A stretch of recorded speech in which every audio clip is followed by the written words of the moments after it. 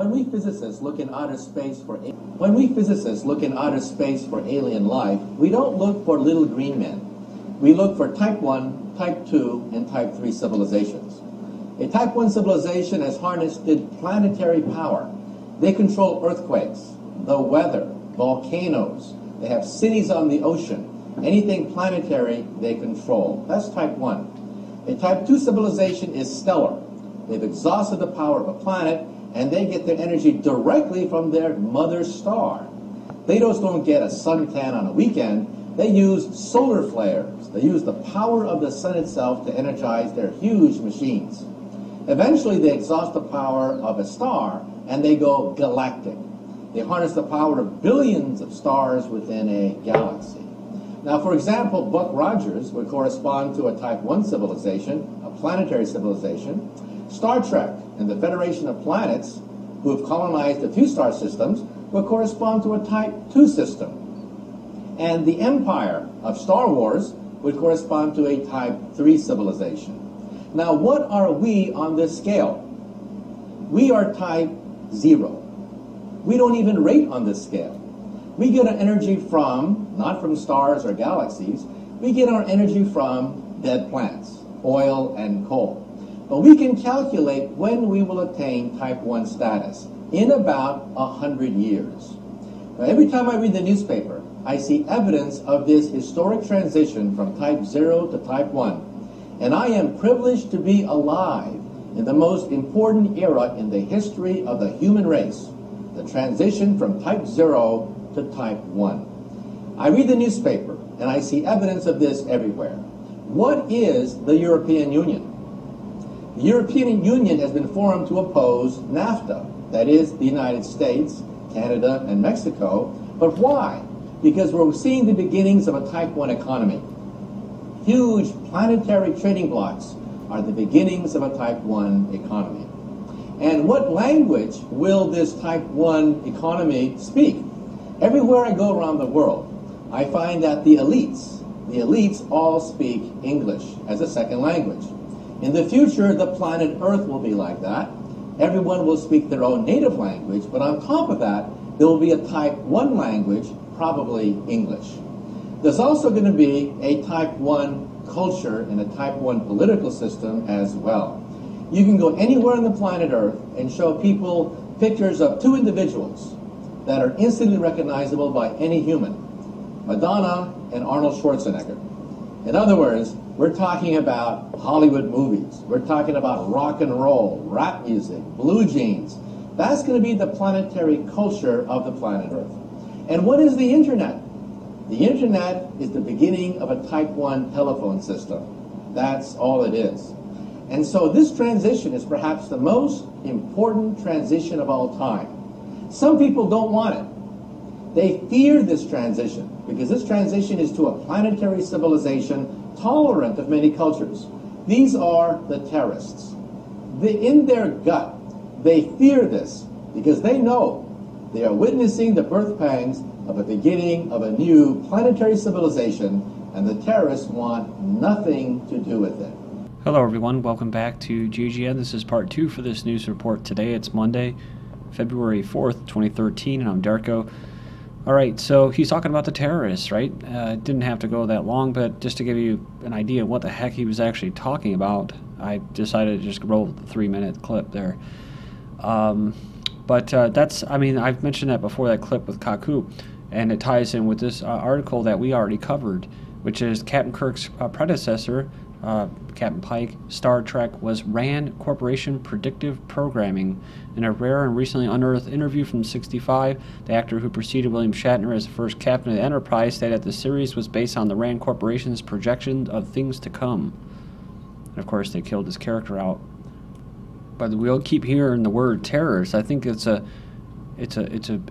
bigger word and more broad range than I think people know about, right? It's not just extremists from, Muslim extremists or Christian extremists or anti-government. This is a planetary shift, an off-planet shift and movement here. And if you can see it, you're a little bit ahead of other people because that's where it's going.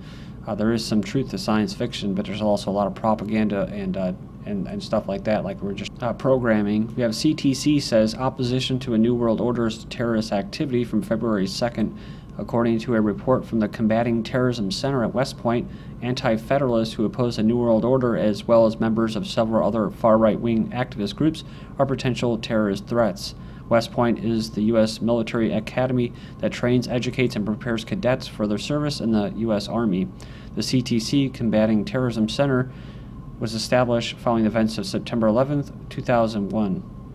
A new report from the CTC, however, suggests that far-right-wing political activists, not radical Islamic groups, are the new terrorist threat in America, and even goes so far as to say that those who oppose a New World Order are potentially violent terrorists. On February 2nd, 2013, Hillary Clinton, International Order, New World Order, says editor's notes, no question this is right in your face, off-the-cuff speech, but it says you, the citizen, the debt slave, do not matter because the pillars of major powers that they're talking about in this speech are dominated by a handful of big institutions and alliances, a blueprint of policies for an international order.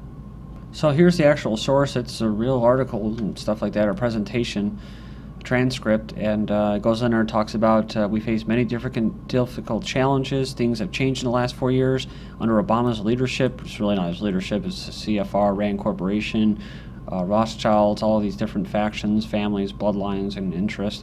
We've ended the war in Iraq. We've begun a transition in Afghanistan and brought Osama bin Laden to justice. So, you know, good old-fashioned propaganda. But it goes on here and it says that, so the question we ask ourselves every day is, what does this mean for America? And then we go on to say, how can we advance our own interests? Of course, that's not the people's interests.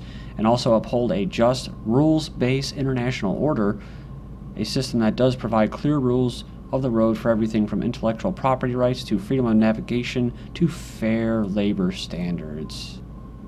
It goes on here and it says that the pillars were a handful of big institutions and alliances dominated by major powers, and that structure delivered unprecedented peace and prosperity. But time takes its toll even on the greatest edifice. These are too big to fail and all that military-industrial complex, and we do need a new architecture for this new world. More Frank Gehry than formal Greek. Laughter. Think of it. Yeah, so just remember this article. CTC says opposition to a New World Order is terrorist activity. States considering laws that would make an act of terrorism to report on abuses at factory farms. This is from January 24th, 2013. It says that 3 states are the latest states to introduce these agricultural gag laws, and lawmakers in 10 other states introduced similar bills in 2011-2012. Article was originally published in partnership with globalpossibilities.org. So you can go there and check that out. It says, by making an act of terrorism for anyone who investigates animal cruelty, food safety, environmental violations on the corporate-controlled farms that produce the bulk of our meat, eggs, and dairy products. It's called the Animal and Ecological Terrorism Act, and it's designed to protect big agri and big energy.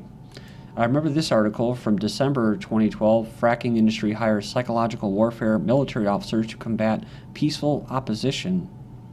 It says years after Range Resources, a leading hydraulic fracturing company, claimed it had hired former military officers with experience in psychological warfare to combat anti-fracking activists, it seems as though they are losing ground in the battle to win hearts and minds of Americans and are turning to politicians instead.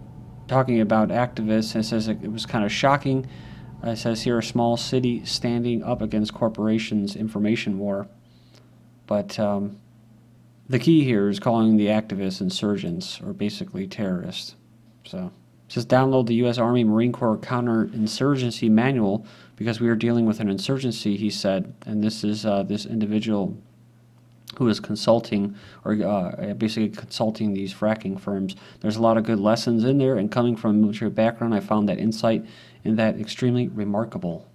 Dead children spied for UK police for decades, says a report. It says for over 4 decades, British police have been stealing the identities of dead children, using them as aliases for their undercover operations, some of which lasted for as long as 10 years. It says the probe alleges the Metropolitan Police secretly authorized such activities back in the 1960s to infiltrate protest groups. They did so without informing parents of the dead children. That's kind of like when they draw blood, right? And you go to the hospital and give birth. Put a nice database. And something not really worth celebrating, but it's worth acknowledging. You're not going to see this in all the newspapers, celebration, because they know exactly what it means. as far as putting people, you know, the kind of the final takeover back in 1913 of the United States, basically. 100 years of U.S. federal income tax. On February 3rd, 1913, one of the two most historic events in U.S. history took place, the ratification of the 16th Amendment, which established Congress's right to impose a federal income tax on Americans, and overturned Article 1, Section 9 of the U.S. Constitution, which prohibited a general income tax. The amendment was brief and to the point and read as follows.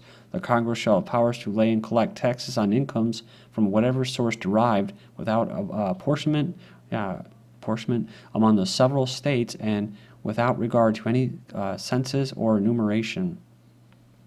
As for the other historic event of the U.S. history, ironically, it too took place in 1913 on December 23rd. This was the day when the Federal Reserve was founded. The chart below summarizes what has happened since. You can go in there and check it out. Obama says there is no doubt we need more taxes.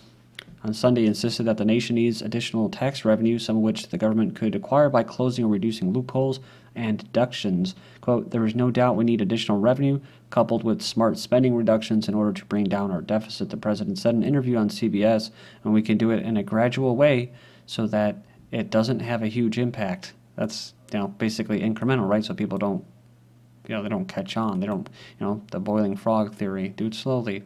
New film Secret Wars tells a story about the president's paramilitary assassins group. The film Secret Wars, which premiered at Sundance, can be viewed, as Amy Goodman sees it, as an important narrative of excesses in the global war on terror. It also is a record of something scary for those of us at home and uncovers the biggest story. It says the film tracks the Joint Special Operations Command, JSOC, a network of highly trained, completely unaccountable U.S. assassins armed with ever-expanding kill lists. It was JSOC that ran the operations behind the bin Laden raid. So it goes on here, says it operates outside the traditional chain of command and reports directly to the President of the U.S. It says, in the words of Wired magazine, JSOC operates with practically no accountability. It says here the maker of the film calls JSOC the President's Paramilitary. Its budget, which may be in the billions, is secret. They have hacker-in-chief Obama given right to launch preemptive cyberattacks. A secret review has concluded that U.S. President Obama has the authority to launch a preemptive cyber attack on any country on the basis that they are considered a cyber threat, even if there is no concrete evidence of this threat. And something most of you have probably already seen or heard about, this Chris Kyle, Navy SEAL, one of his last interviews. The former Navy SEAL and best-selling author of American Sniper, Chris Kyle, and his friend died yesterday in Erath County, Texas. Guns.com had a chance to meet and interview Kyle just 2 weeks ago at the show 2013, SHOT Show 2013. So, you know, pretty strange stuff going on. Of course, he was going to help a individual that supposedly had PTSD. He, freaked out, and so this is not good for vets. I think the whole story with Alabama too, that's ended after 7 days, which is exactly what the police knew they had to do, which was to wait 7 days, and eventually this guy would come out, because they said, a neighbor said they eventually would come out after 7 days, and he did. And I guess that he's dead now. But one of the things, of course, is that he was a veteran, and he was an anti-federalist is really what he was, but they'll call him an anti-government conspiracy theorist. So they're really, prepper, really, and that's what they're really hitting home at. The terrorists, remember? The terrorists, that's what Kaku called them. He was a Navy SEAL, that individual, and remember the 1,100 Green Berets that signed a petition against gun control, retired Army Special Forces Master Sergeant Jeff Hinton. So, was looking for 100 current or retired Green Berets to sign a petition defending the Second Amendment rights. What he received was 1,100 Special Forces operators, all of whom are against bans on the kind of military-style rifles targeted in the wake of the Sandy Hook school shooting in December. So there you go. And Paraguay's opposition presidential hopeful dies in a plane crash. So very, very convenient. That happens a lot. So they blamed it on bad weather, and the helicopter was disintegrated. The questions, of course, the mainstream media is covering. Did Beyonce flash an Illuminati sign? Well, she's showing the Egyptian pyramid. There's always this theme of pyramids in Egypt and pharaohs and stuff around this. So they're saying that she was just showing some love to her husband Jay-Z, which also uses the diamond as its symbol. Oh, okay, so it's a diamond, not a pyramid. The funniest tweets of the great Super Bowl blackout, which was the Illuminati. We have nothing to do with this. And this happens a lot, these blackouts, I notice. I don't watch football anymore, but I hear about it. NFL, we had a backup generator the whole time. So, thank you.